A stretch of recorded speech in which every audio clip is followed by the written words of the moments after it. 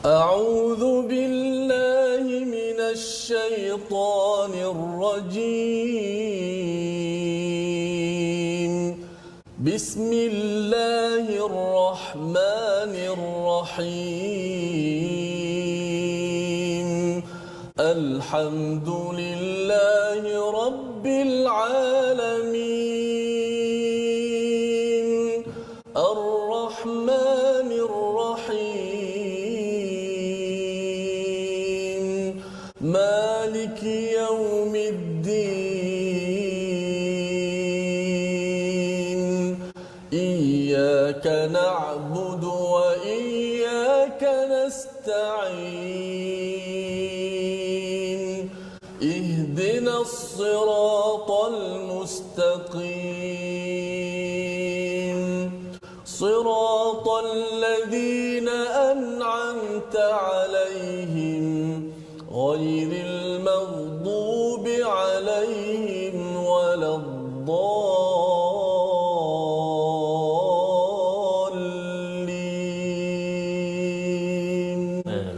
آمين ألا بذكر الله تطمئن القلوب.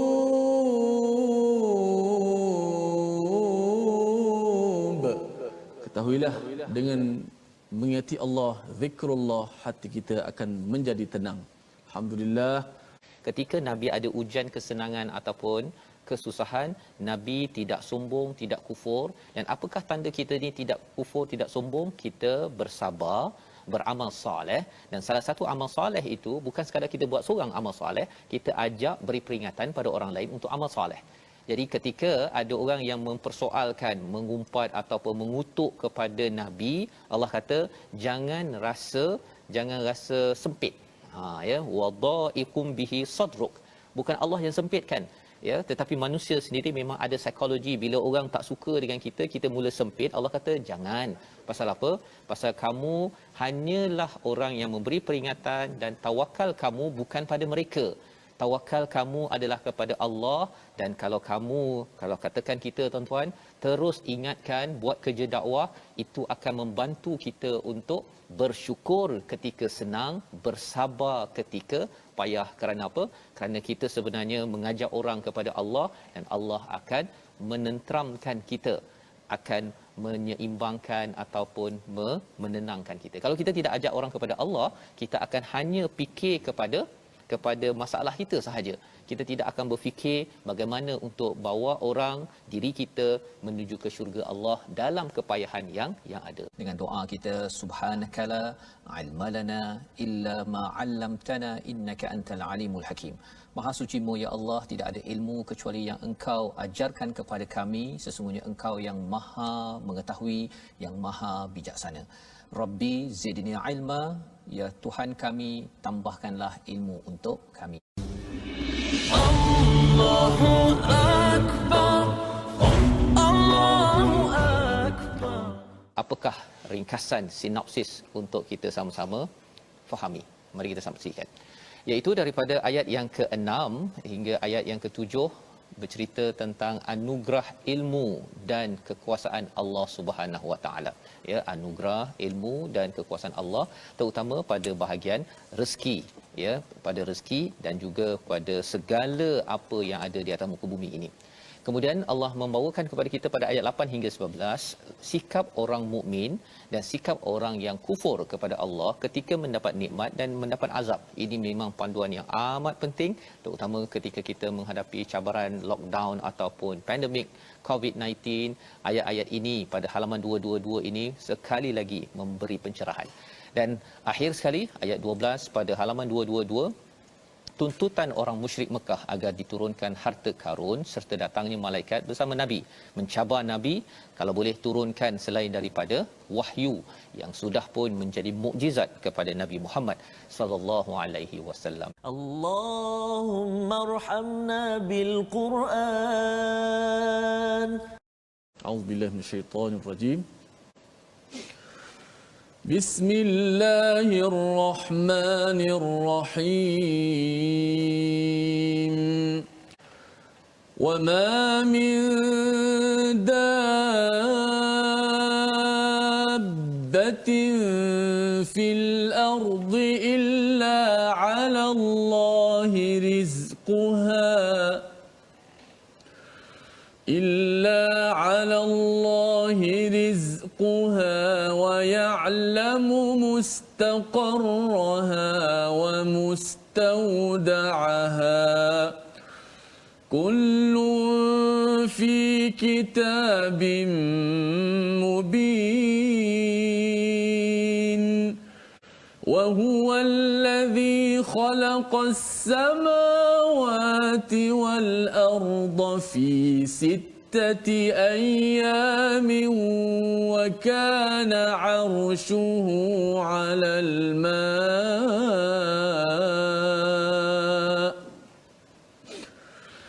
وكان عرشه على الماء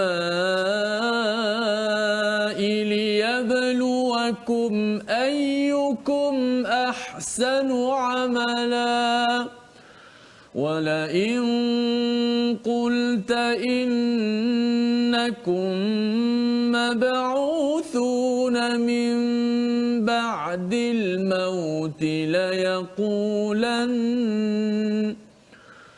ليقولن الذين كفروا إن هذا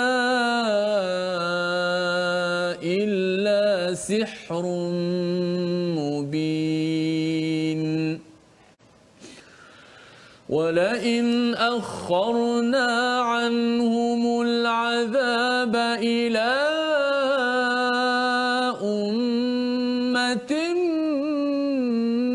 معدودة ليقولن ما يحبسه ألا يوم يأتيهم ليس مصروفا عنهم وحاق بهم ما كانوا به يستهزئون ولئن أذقنا الإنسان منا رحمة ثم نزعناها منه إنه ليئوس كفور ولئن أذقناه نعماء بعد ضراء مسته ليقولن ذهب السيئات عني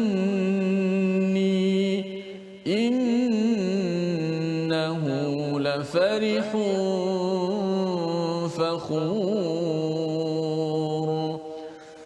إلا الذين صبروا وعملوا الصالحات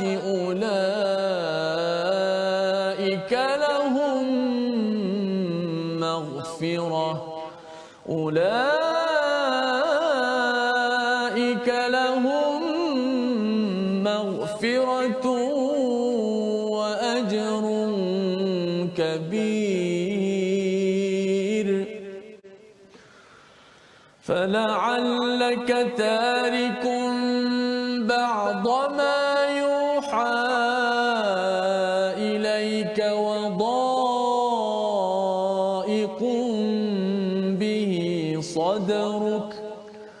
وضائق به صدرك أن يقولوا لولا أنزل عليه كنز أو جاء معه ملك إنما أنت نذير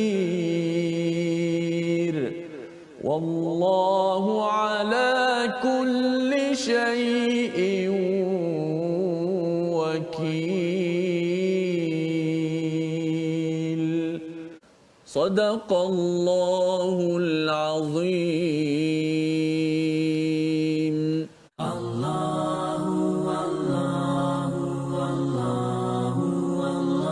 Bawa pada resolusi kita pada hari ini, kita saksikan.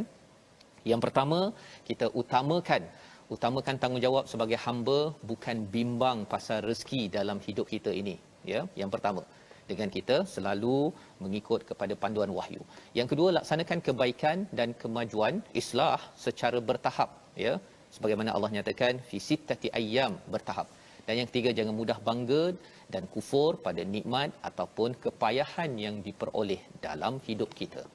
Allah, la ilaha illallah. Membawa pada perkataan pilihan kita pada hari ini, iaitu perkataan razaqa, iaitu memberi rezeki ataupun Allah memberikan anugerah kepada makhluknya, berulang 123 kali dalam Al-Quran. Untuk kita faham, rezeki ini ada kaitan dengan istilah ekonomi, ada kaitan dengan pekerjaan, ada kaitan bukan sekadar duit tetapi kebahagiaan, ilmu dan sebagainya. Maka istilah rezeki ini amat banyak berulang dalam Quran agar kita faham ianya milik Allah, ditentukan oleh Allah. Allah boleh tarik pada bila-bila masa. Maka jom kita sama-sama beriman pada wahyu Tuhannya yang satu, Tuhan yang sama menurunkan rezeki kepada kita semua. Astaghfirullah, innallah kana tawwaba.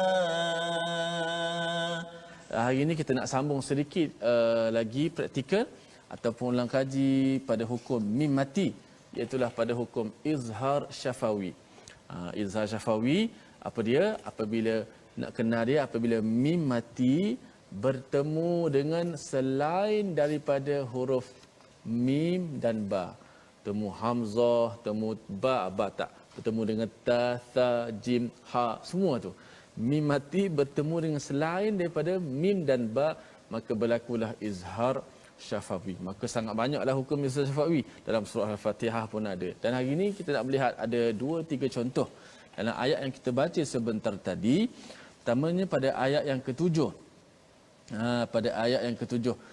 Wa huwa allazi khalaqas samawati wal arda fi sittati ayyamin wa kana 'arshuhu 'alal ma'i liyabluwakum ayyukum ahsanu 'amala. Liyabluwakum ayyukum ahsanu 'amala. Mim mati bertemu dengan hamzah 2 kali.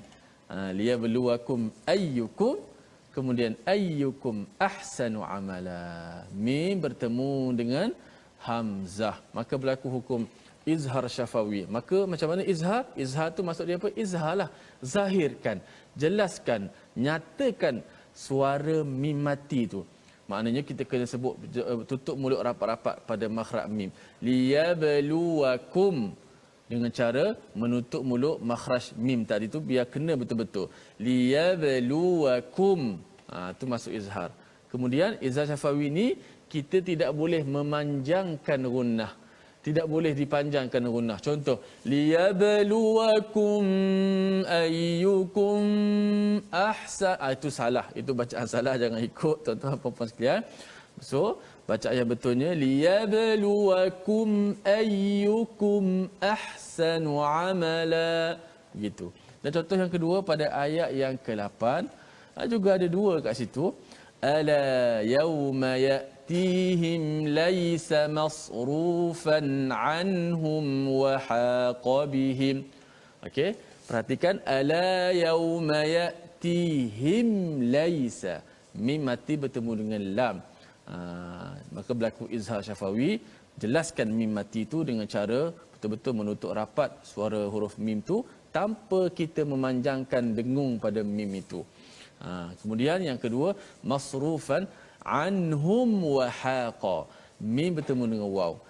Ulama beri pesanan kepada kita, peringatan kalau jumpa dengan mim mati berjumpa dengan waw, kita kena hati-hati sikit supaya dia tak terpelencong ataupun tersalah. Macam mana salah tu? Dia sebut mim tu masuk dalam waw.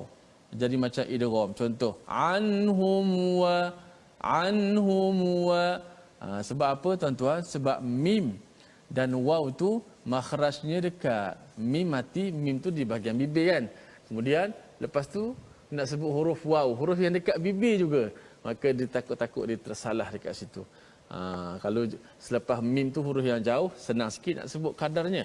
Maka bila jumpa dengan waw, pastikan betul-betul berlaku izhar syafawi. Anhum wa haqa.